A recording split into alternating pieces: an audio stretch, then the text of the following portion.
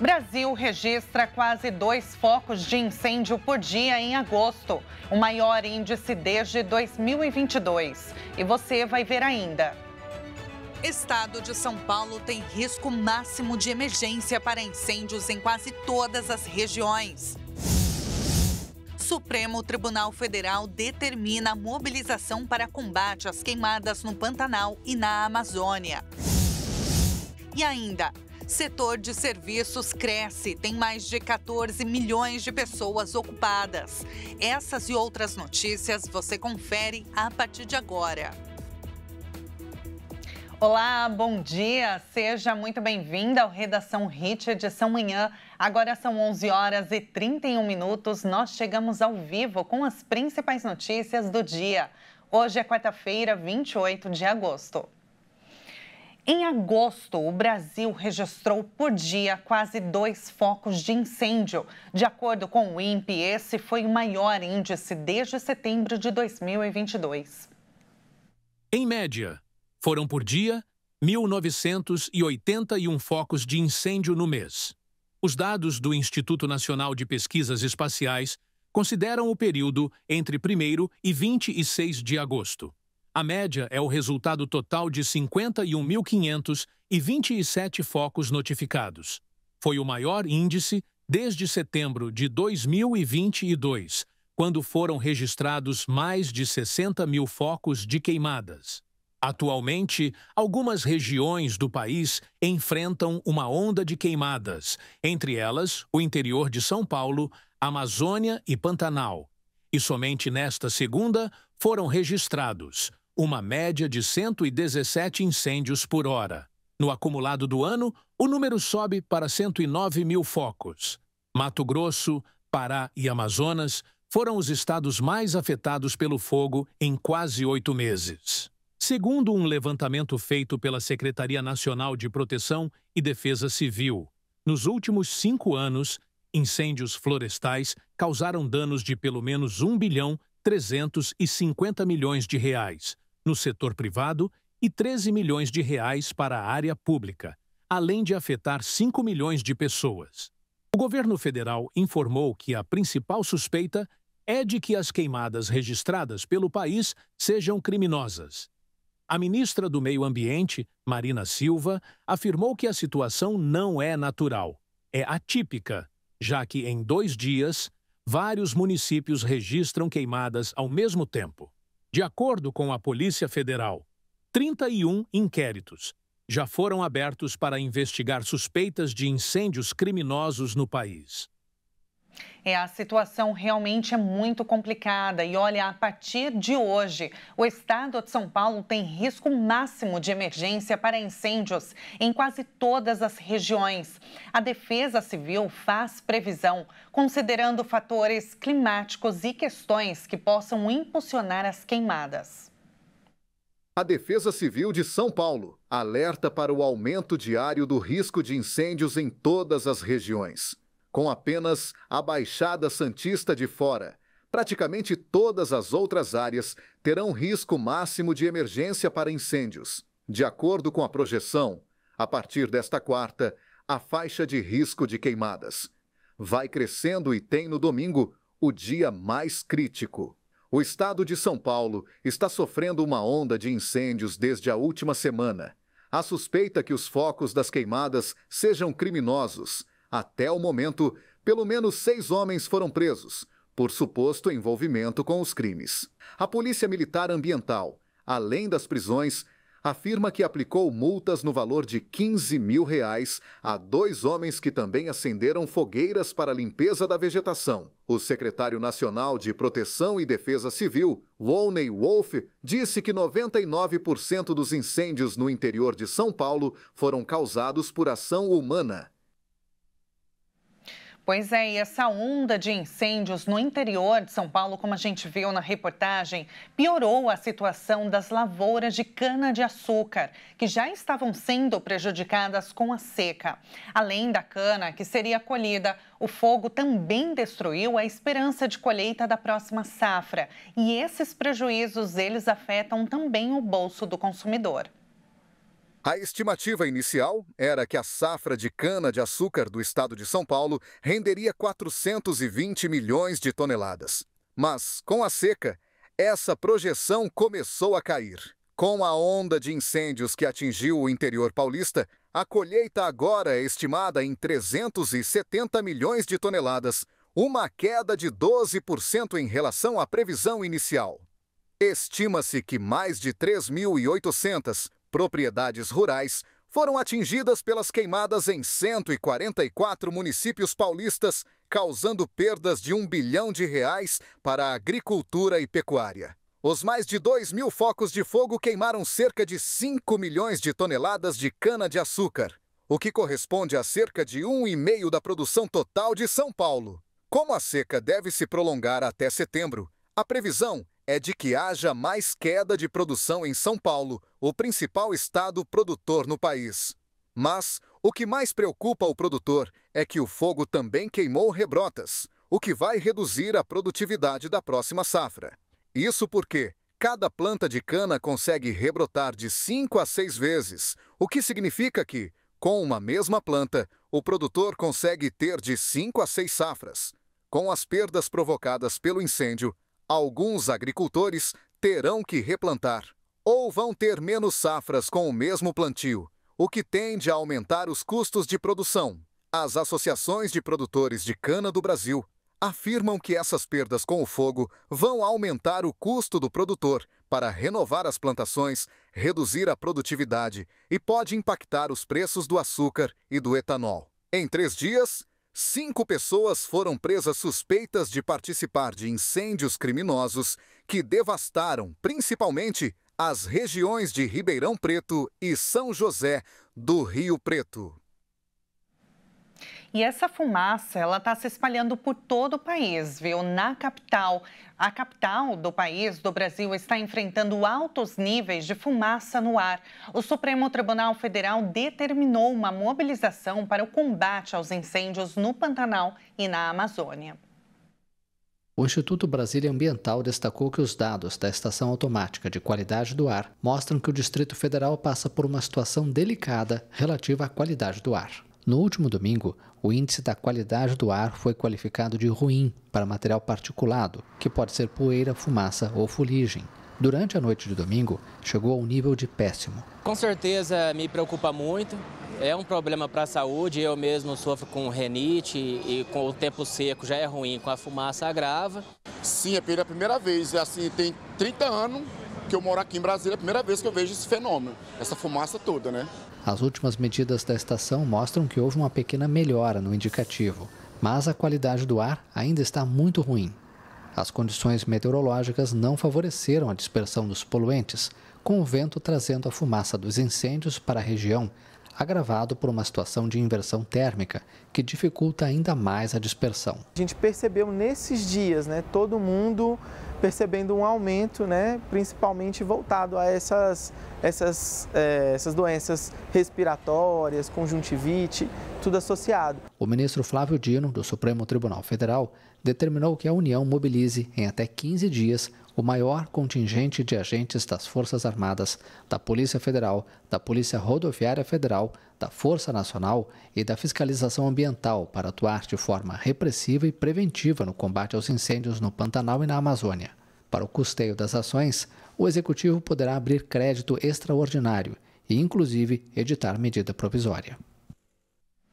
E veja a seguir, faltam poucas horas para a abertura dos Jogos Paralímpicos 2024. Mais de 4.000 paratletas vão competir por medalhas em 23 modalidades diferentes. A reportagem completa você confere logo mais.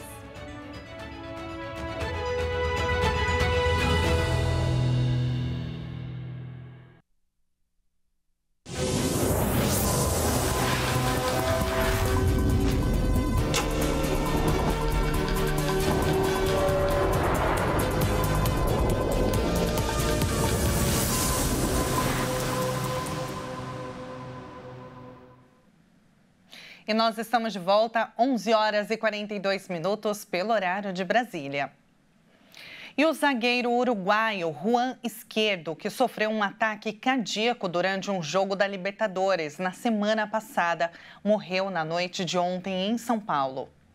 O jogador Juan Izquierdo, do Clube Uruguaio Nacional, morreu em São Paulo 5 dias depois de sofrer um ataque cardíaco durante um jogo da Libertadores contra o tricolor paulista. Expressamos nossas mais sinceras condolências à sua família, amigos e colegas. Todo o Nacional está de luto por sua perda irreparável. Descansa em paz, Juan. Você estará para sempre conosco, escreveu o clube em mensagem publicada na rede social X. O atleta estava internado na unidade de terapia intensiva desde o último dia 22 de agosto, no Hospital Israelita Albert Einstein, da capital paulista. Uma nota emitida na última segunda-feira detalhava que o jogador dependia de ventilação mecânica e apresentava quadro neurológico crítico. Izquierdo, de 27 anos, caiu sozinho na quinta-feira passada durante o duelo entre o Nacional e São Paulo, valendo uma vaga nas quartas de final da Libertadores. Ele foi levado de ambulância do campo do estádio do Morumbi para o hospital. E a Polícia Federal realiza nesta manhã a Operação Concierge para desarticular uma organização criminosa que movimentou mais de 7 bilhões de reais. O grupo é suspeito de crimes contra o sistema financeiro por meio de bancos digitais não autorizados pelo Banco Central. 200 agentes da Polícia Federal de Campinas saíram às ruas para cumprir mais de 70 ordens judiciais, em uma operação contra uma quadrilha que movimentou 7 bilhões e meio de reais em crimes contra o sistema financeiro e lavagem de dinheiro. De acordo com a investigação, o grupo criou 2 bancos digitais não autorizados pelo Banco Central para a prática das fraudes financeiras. Segundo a Polícia Federal, os bancos digitais, chamados de fintechs, eram hospedados em instituições financeiras de grande porte e ofereciam, na internet, contas clandestinas que permitiam transações dentro do sistema bancário oficial. As transações eram usadas por facções criminosas, além de empresas com dívidas trabalhistas e tributárias. No total, são cumpridos 10 mandados de prisão preventiva, 7 de prisão temporária e 60 de busca e apreensão. A corporação também solicitou o bloqueio de 850 milhões de reais em contas associadas à organização criminosa. Os alvos estão espalhados em 15 cidades nos estados de São Paulo e Minas Gerais. São elas: Campinas, Americana, Valinhos, Paulínia, Jundiaí, Sorocaba, Votorantim, Embu Guaçu, Santana do Parnaíba, Osasco, São Caetano do Sul, São Paulo, Barueri e Ilhabela, no estado paulista e em Belo Horizonte, Minas Gerais. Além das prisões, apreensões e do bloqueio do dinheiro, a Justiça também autorizou a suspensão das atividades de 194 empresas pela quadrilha para disfarçar as transações irregulares e também cancelou 2 inscrições da Ordem dos Advogados do Brasil e 4 registros de contadores. E o setor de serviços cresceu e tem mais de 14 milhões de pessoas ocupadas. Segundo o IBGE, os resultados representam um aumento de mais de 700 mil pessoas em um ano. O setor de serviços registrou em 2022 um recorde no volume de mão de obra, com 14 milhões e 200 mil pessoas ocupadas. Em comparação com 2021, houve um aumento de 5,8% ou 773 mil pessoas no volume de trabalhadores. As informações são da Pesquisa Anual de Serviços, divulgada nesta quarta-feira pelo IBGE. Entre os segmentos que registraram alta, as atividades imobiliárias tiveram o maior crescimento, com 7,7% ou quase 23 mil pessoas, seguido por serviços de informação e comunicação, serviços administrativos e outras atividades de serviço. O segmento de transportes, serviços auxiliares aos transportes e correio foi o mais representativo em 2022, sendo responsável por 29,8% da receita operacional líquida do setor de serviços. No recorte estadual, São Paulo representa 35% do crescimento, seguido por Minas Gerais e Rio de Janeiro. Em 2022, o setor de serviços pagou, em média, 2 salários mínimos mensais. E agora, destaque internacional: o opositor Edmundo Gonzalez não atendeu a segunda intimação do Ministério Público da Venezuela para depor no âmbito de uma investigação criminal contra ele, após denunciar fraude nas eleições presidenciais no dia 28 de julho. Convocado para se apresentar ao Ministério Público venezuelano, o opositor Edmundo Gonzalez Urrutia não compareceu para depor no âmbito de uma investigação criminal contra ele. Esta foi a segunda intimação para o diplomata de carreira de 74 anos, que também não esteve no local na véspera. O candidato nas eleições presidenciais, que desafiou o presidente reeleito Nicolás Maduro, reivindica a vitória no pleito e afirma que tem evidências que comprovam sua alegação. Mas sua reivindicação esbarra no muro institucional, acusado de servir o presidente chavista. O Conselho Nacional Eleitoral proclamou Maduro vencedor com 52% dos votos, mas não publicou os detalhes do resultado, que por sua vez foi validado pelo Tribunal Supremo de Justiça. O MP, que ainda não se pronunciou sobre uma eventual terceira intimação, investiga o opositor por suposta usurpação de funções e falsificação de documento público. Os crimes podem resultar, em tese, em uma pena máxima de 30 anos de prisão. Gonzalez Urrutia está na clandestinidade e não é visto em público há 3 semanas. Sua última aparição aconteceu 2 dias após a votação, em um ato convocado pela oposição em Caracas. A independência do CNE e do TSJ foi questionada por uma missão da ONU que avalia a situação dos direitos humanos na Venezuela. Estados Unidos, 10 países da América Latina e o chefe da diplomacia da União Europeia, Josep Borrell, rejeitaram a decisão da Corte. Por outro lado, os países da Aliança Bolivariana para os Povos da Nossa América apoiaram Maduro em uma declaração e condenaram o que consideram um golpe de Estado. Em um esforço para obter uma negociação entre o líder chavista e a oposição, os governos de Brasil e Colômbia insistiram na publicação transparente dos dados desagregados por sessão eleitoral e verificáveis.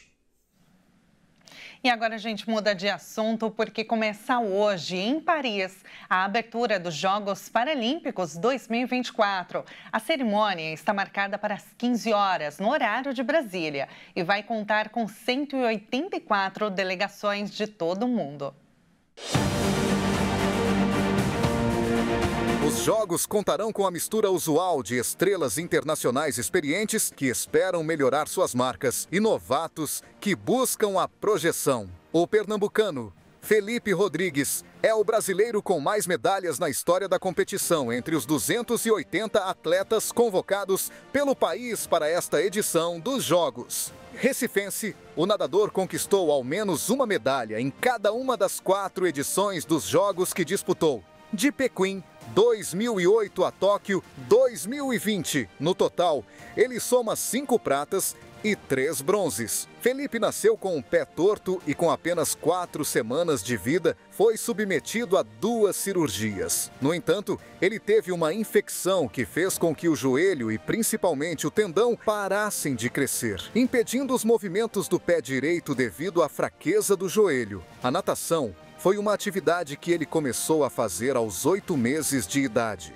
Como fisioterapia, a resposta é, de fato, complexa. Mas é possível traçar um caminho feito pelas organizações e atletas paralímpicos ao longo das últimas décadas e que explicam o salto de qualidade que o Brasil teve e que é esperado que continue tendo nas provas na capital francesa. As principais razões que apontam o país como um dos destaques paralímpicos passam desde a lógica de que os investimentos geram resultados, principalmente a longo prazo, até um contexto social que é muito forte no Brasil. Em um país onde as pessoas com deficiência encontram barreiras para praticar suas atividades mais simples do dia a dia, nas ruas de quase todas as cidades, o esporte surge como uma realidade, onde há, de fato, uma valorização diante do esforço e evolução constante de quem tem alguma deficiência. E a combinação desses fatores com o talento de cada um dos atletas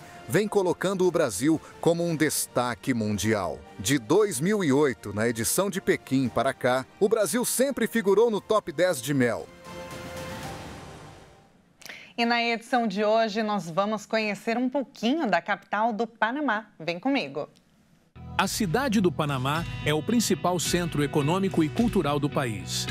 É uma das capitais mais antigas da América, fundada antes mesmo das capitais relevantes do continente.